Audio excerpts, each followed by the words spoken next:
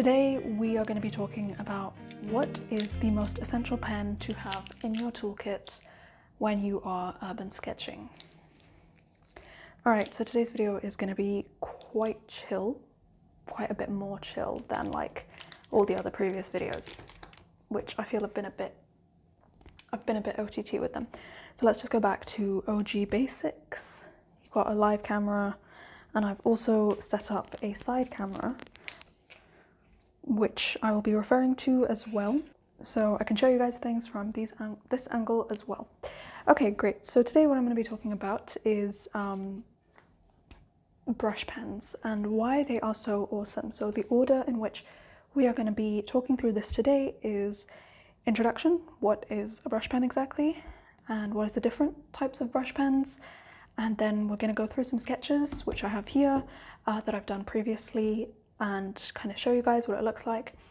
And also I'm going to demonstrate a live sketch with kind of comparison of like a normal pen versus a brush pen. So let's get right into it. So what exactly is a brush pen, you may be wondering? So a brush pen is kind of like, you know, those felt tip markers that you had when you were a child. So let's just pick up one. All right, so this is kind of one of the dirty ones. This is one that I've properly used over the years. So it's basically like a felt pen. This one's kind of beaten up and battered. I'm going to try and show this camera if I can find it. Yeah, there we go. I don't think that made it better. Okay, trying to find the zoom on this thing is so difficult. Yeah, so you can see it's kind of like got a narrow nib to it, and it kind of draws like a felt tip. In fact, let me just demonstrate for you. I just came back with a new one. Here it is. Yeah, it's a lot better. Nice and clean. So I'm just going to demonstrate for you right here. We have very nice thick black lines. You can see it kind of tapers at the end, and you can control the line weight. So you can have really thin lines, and then you can have really thick lines. So this is a pen which needs a lot of control and stability. These pens are used, I believe, in mangas a lot. That's how you get those really nice, juicy, kind of thick and thin lines. And it's overall a very versatile pen. I really like them. And yeah, I'll just show you the difference between like a normal nib and a brush pen. So this is like a 0.5 nib, and then this is the brush pen. So clearly there is a big difference. Very big difference. And the reason I like brush pens over normal tip pens is that you can get the whole range of weights in a brush pen, as opposed to carrying around a lot of different types of weights. So for example, this is 0.5, and then I would have to carry like a 0.1 if I want detailed, and maybe 0.03, you know, like you have all these different weights, whereas you can just kind of get it with this one thing. Obviously the line quality is different, and you do have to practice a lot more with this than you would with a normal pen, let's say. But yeah, I think the reason I wanted to make a video about this is just because these pens are just so versatile, and yeah, I think more people should know about them, should use them and practice them. Even myself, I feel like my line work is still very shaky, but it is what it is. Okay, so I've shown you this one. This is a Sakura Pigma brush. I feel like it's a bit more on the expensive side when it comes to brush pens. And then we have the, what is this? The Unipin brush pens. So each brush pen made by different companies has a slightly different tip. This one is more of a controlled line, I would say.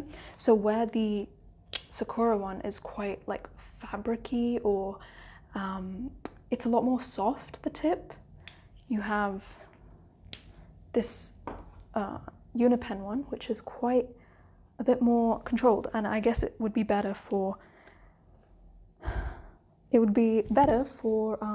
beginners or people who don't feel so confident, because the line is definitely a lot more controllable, because there's no fibers, I suppose, on this tip. Let me just try and zoom in. Yeah, so there's no fibers on this tip, so I think that's what makes it a bit more sturdier to use, as opposed to this one. Let's see. Can I get the zoom? Yeah. So you can kind of tell the difference. This one has a bit more of a sturdier nib quality, I suppose. Let me demo them side by side for you. So I have, this is the Uniball. Let's make a little note there. So we have thick, we have thin. As you can tell, it's a bit more controlled, the line. Then we have the Sakura. Sakura, I'm just gonna write Sak for Sakura. Even just the way I've written things, it's a bit more shakier. So let's see, thick, thin, yeah. So you can tell like this line is a lot more consistent in its line weight than this one, because obviously the control for this pen is a lot more difficult. Let's see what else we have. We have the Pigma BB. This is bold brush, should I say, also by Sakura actually. This came in a set of 3, so there was a small brush, medium brush, and this is the large brush. So this is Pigma. Let's just write pig. So this is like the really bold brush, and it gives really nice juicy thick lines. But we're just gonna demo the bold brush today. Okay, again, it's got a fabric tip. I think that's what Sakura is famous for, so that's why this is similar to the previous pen. And finally, actually not finally, we also have another Uniball pen, which is an extra fine brush. So if I'm gonna show you the comparison between the two, you have, this is the normal brush and this is the extra fine brush. You can tell the difference straight away, I would say.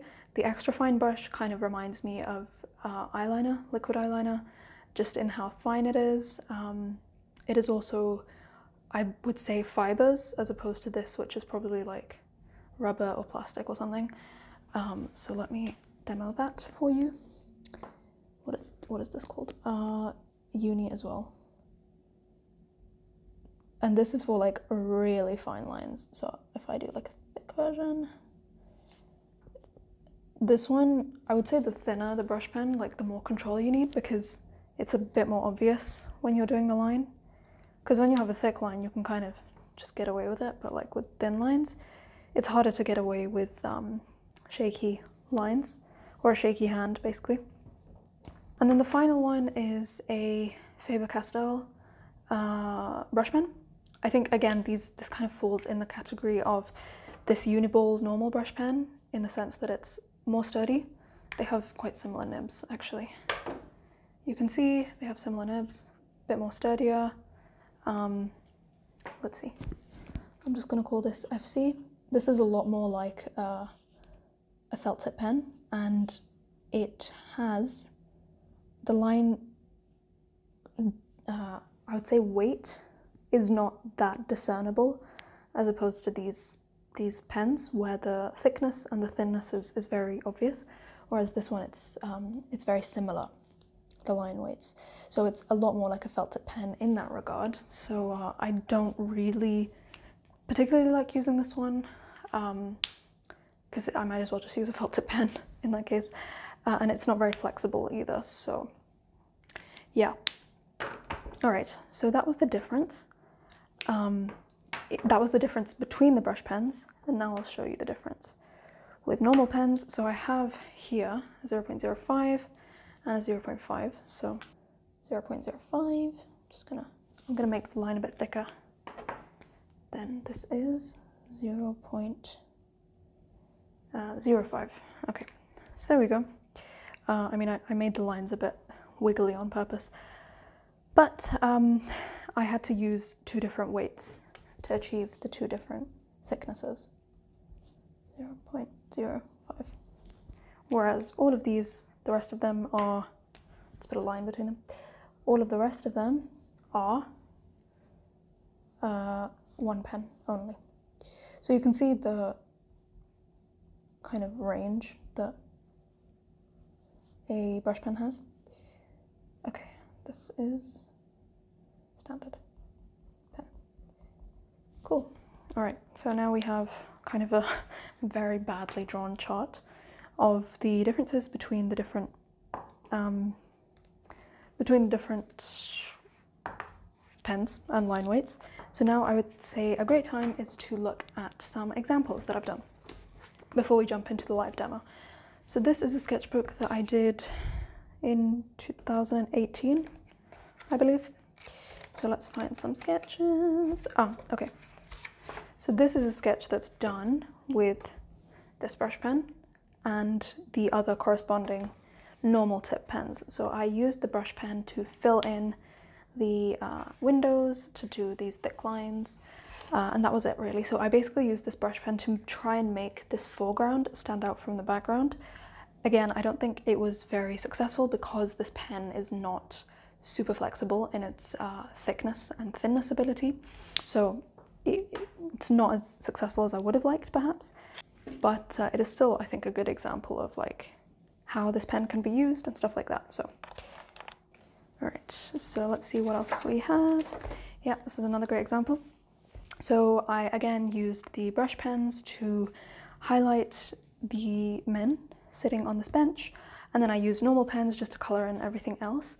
I think I used normal pen. So you can tell, you know, obviously when you're using a brush pen versus when you're using a normal pen, the shading, as I'll show you a bit later, the shading is quite different. It looks, you obviously have the lines when you're shading with like a normal nib tip, whatever. Whereas with a brush pen you get a lot more cleaner, smoother lines. So it just depends what look you're going for really. Just random sketches, blah blah blah. Yeah, this is a good one. Yep, so you can see, like I mentioned, when you're shading with a brush pen, you don't see the lines as much. Obviously, I think I shaded this with this one.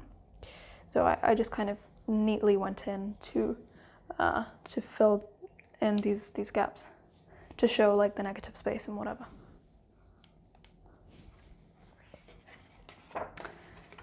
And then, yep, same thing. You can kind of see the difference in line quality and shading between normal nib and a brush pen nib right here.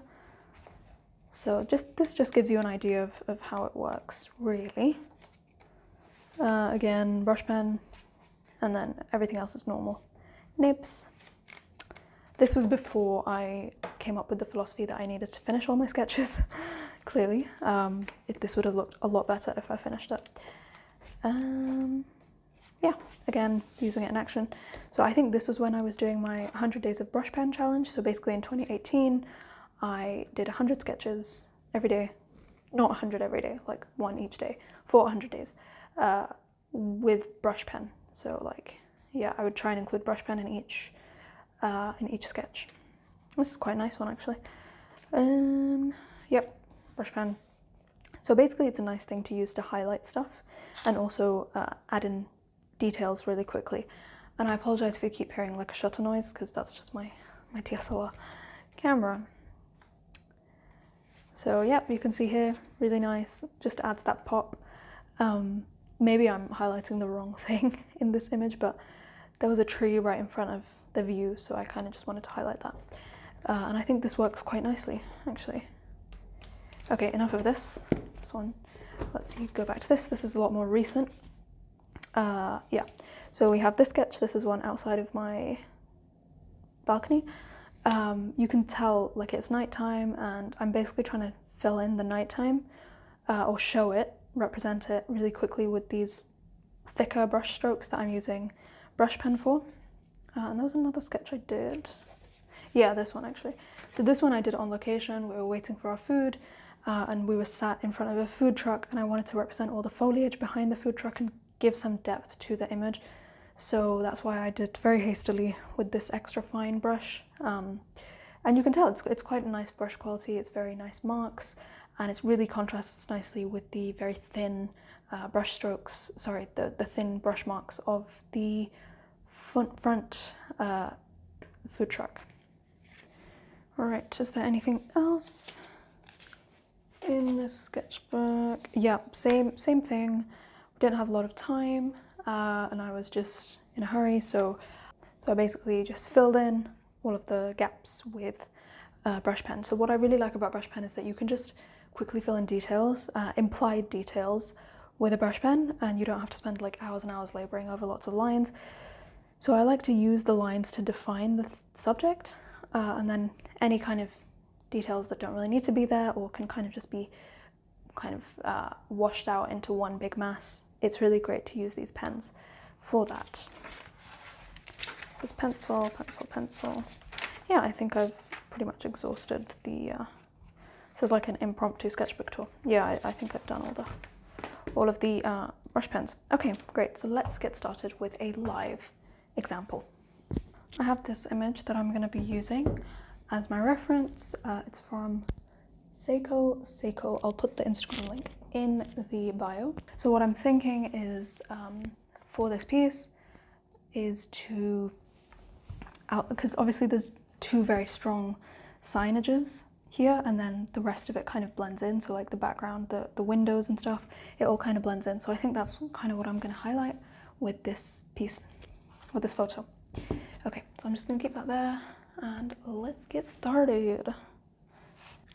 So how I normally start is either with a 0.1 or a 0.05. We have 0.1 here. This is an Artline drawing system pen. Pretty good. They're okay until they start, unless you push them like really hard when you're drawing, which you shouldn't do when you've got drawing pens, because then the nib starts going in, which is not good. Okay, so let's get started. So I'm just gonna go right in.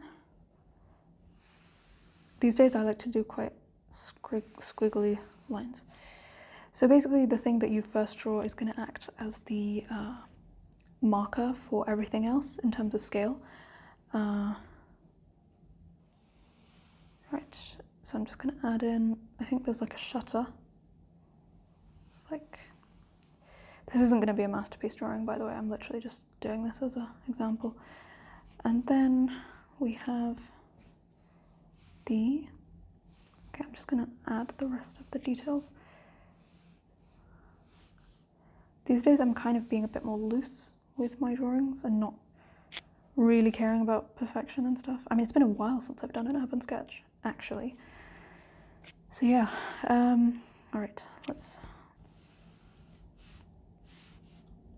so I jump back and forth a lot between my, between different places in the sketch. Just depends on how you prefer things, I guess. But doing that in the beginning helps because it helps you to establish scale and not get bogged down in details of one thing and like lose your sense of scale, which is very important not to do. Okay.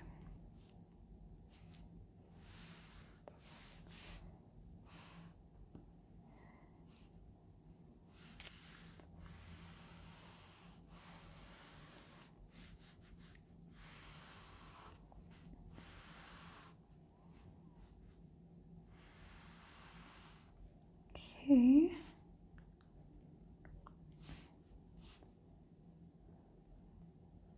So I'm basically just adding in all the things that I think are important detail in with this pen. 4, is this 6? It's 5. Okay, I'm obviously not going to do all that Japanese, or at least I'm not going to do it with this pen because that would be way too tedious. Okay, so I'm just establishing the big shapes. Again, I'm not really caring what the drawing looks like at this point. I'm just gonna kind of demonstrating a point or trying to demonstrate a point. I think the proportions have gotten a bit off, but it's okay. All right, cool.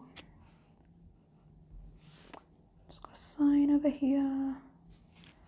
There's like potted plant over here. I really need to change the settings on this phone. And I'm going to simplify. There's like a lot of things by the door, but I'm going to simplify. I'm just going to add a sign here. Cool. I think there's like a step.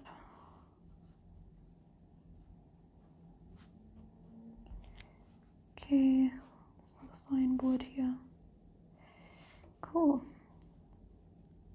Okay, so now is time, like I've got the base down, now it's time to do the detailing. So there are two types of detailing that I think of. There's kind of the fine detailing, and then there's like the large. It's not really detailing, it's more like the opposite of detailing, which I don't know what that is. But it's basically merging unimportant information into one mass. So it's like undetailing stuff. So I'll explain what that means as I'm going along. Okay, so basically I'll start with the fine detailing first. So I'm going to take my 0.05 pen. This is the Uniball one. I'm going to start adding in the fine detail. So basically that's stuff like under the shadows of this thing, or under the shadows of the curtain. This is what I do for like the detailing. So how I tend to divide this in my head is like shadows that aren't black or super dark, I'm going to use a thin pen because I don't want it to overpower the drawing. Whereas like the darker masses, so you can see like the window and stuff, it's quite black, so I'm going to use the brush pen for that. Even the shadow of this board, actually, I'm just going to use this because I might change that actually. I might, because this is quite dark as well, this thing. This might take a while. Okay, I fully didn't expect to do all this. This is what happens when you're sketching. You don't really intend to do things and then things happen. So anyway, because this board at the top is like brown, but it's not dark, I'm using a thin pen to go over it. Yeah, this might take a while.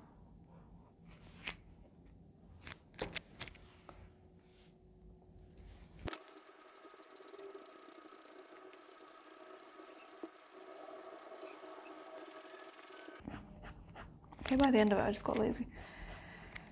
But anyways, and then we have the steps, which are also, yep, it's a bit lighter.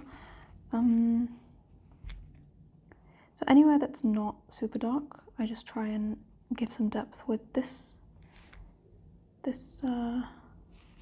thin pen. Also, like the brickwork is quite a good thing to do with that. Okay, this perspective is going to be terribly wrong. Super wrong. I just realised there's my head in the way.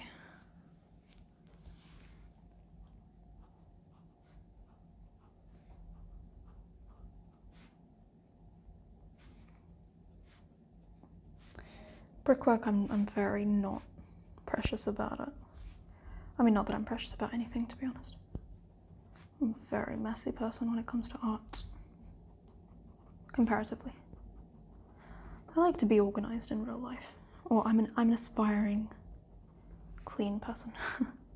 I'm okay. I'm like 60 to 70%. Okay, cool. I think here as well, there's a lot of bricks.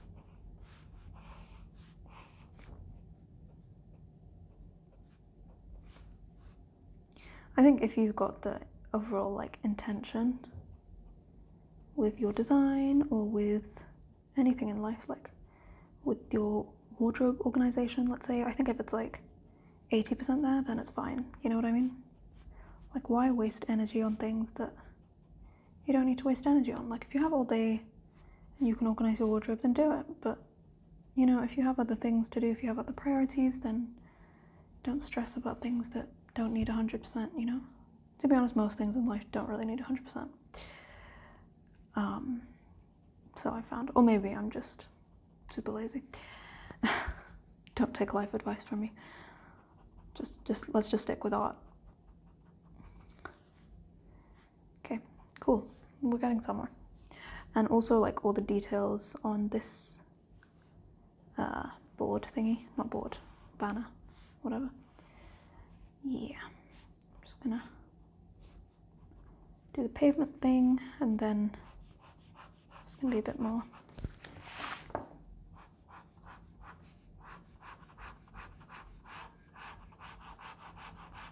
I could use different pens to sketch the highlights, but I prefer using a thin 0.05 or 0.03. Try and stick to as few pens as possible, just because I don't like overdoing it and overwhelming myself at the same time. All right, let's get started with the fun stuff. Brush pen. Let's go with thin first. Okay, so let's see, where are areas where it's not super dark? I would say behind the board, so like here. Just like, I'm just trying to be like thin, not as pressure. I can't speak English. Not as, I'm trying not to be super heavy with this. Heavy-handed, that's the word I'm looking for. This takes a lot of practice to get like super smooth lines, and I've still not got there yet. But I still think it's important to share this information, because in a way, we are kind of more receptive, or we have a different reaction when we see people who aren't experts, but they're a bit more knowledgeable than us. When we see them doing something, we think it's a bit more doable than if an expert does something, which is why it's super important to share what you know, even if you only have a couple of years of experience, because you can help someone who has 0 years of experience. So that's kind of my philosophy for teaching. It's kind of like peer-to-peer teaching. It's really helpful, you know? It can be more helpful than an actual teacher, because you feel a bit more comfortable around the person. And it's a bit more authentic in a way. Okay, that's cool. Let's move on to a bit more thicker brush lines. Okay, so I'm just gonna group like all of the back window and door together. So I'm just gonna go straight in with it. This will be nice because it makes like a nice backdrop for the banner. Now, I'm not going for like a realistic rendition or anything of this sketch, of this place. I'm literally just, okay, I'm gonna use this as well for the foliage, though I think the previous pen would have been better for the foliage. Okay. And I'm gonna use the normal brush pen, the Uniball one, to complete. Actually, this is kind of dark.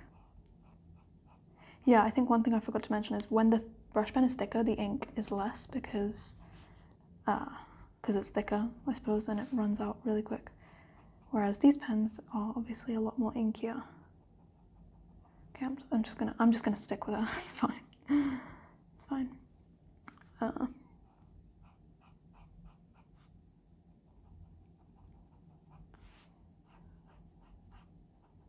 Sketch doesn't have to be perfect, but it should be finished. And finished does not mean perfect. Oh, okay. I can use this pen as well to do the writing, or attempt to do the writing. I have no idea how to write Japanese, so please forgive me for writing this wrong. I'm literally just going off of shapes. I also know there's like an order to write it in, but yeah, I completely butchered that. It's not so bad, but anyways, I'm not even gonna attempt that. Okay, I'll try. It's like super. And the good thing about the brush pen is that it can adapt to the Japanese language, because obviously Japanese characters are written with a brush pen, so. Oh, it has an and sign in between, that's nice. Something I recognize. And then this is just like, I'm just gonna do a bunch of lines because I'm not gonna try and interpret that. This is not being racist, I'm just trying to save time here. Okay, right. Just doing a bit of fine tuning. And it is, I've said this before, but it's kind of doing what your intuition is telling you. It's helpful to watch other people's process because there's a lot of stuff that happens that they can't explain or they don't explain, and you can just kind of glean it from their process. So hopefully that's what you're doing right now. And then also, actually, I use my pro markers which are brush pens, to get different gradations or different kind of colors, color thicknesses, color opacities with the brush pen. So you can see like there's different shades of gray on this sketch. And then I use the black brush pen for this. So if I wanted to, I could, you know, do different shades of gray to make the sketch a bit more in depth, I suppose. Like for example, the pavement, I have no idea how I'm gonna render that. I would say the only way I could render it is if I spent a lot of time with the 0.05 and just like did lines, but I'm not gonna do that right now. So yeah, at best what I'm gonna do is just do this. And then, I mean, I kind of want to just, yeah, make this really dark so that the banner stands out.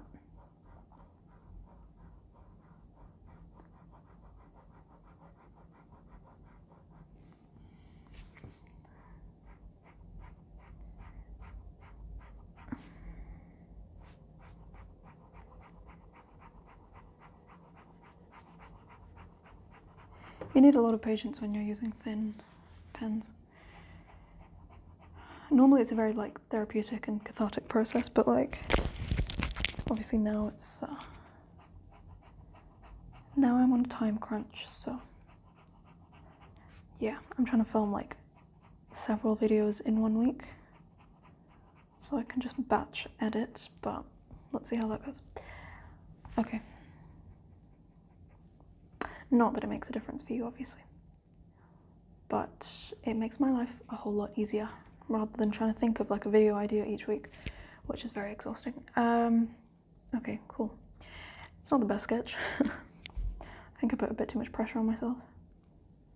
But I think it does a job of highlighting what I meant as the difference between the brush pen and the normal pen. I'm gonna just write coffee. Obviously, if you learn calligraphy, then you'll know a bit more how to use the pen. You'll have a bit more control. I tried, I didn't have the patience, which is why this is terrible. But yeah, I mean, that's basically all I had for you guys. This is the final sketch, and I hope you have understood the difference between what a brush pen does and what a normal pen does, and how a brush pen can really help and elevate in your work and in your urban sketching, especially when you're on a time crunch and you really want to just show details in a very quick way. And with that, I will see you next week for another video. All right, bye.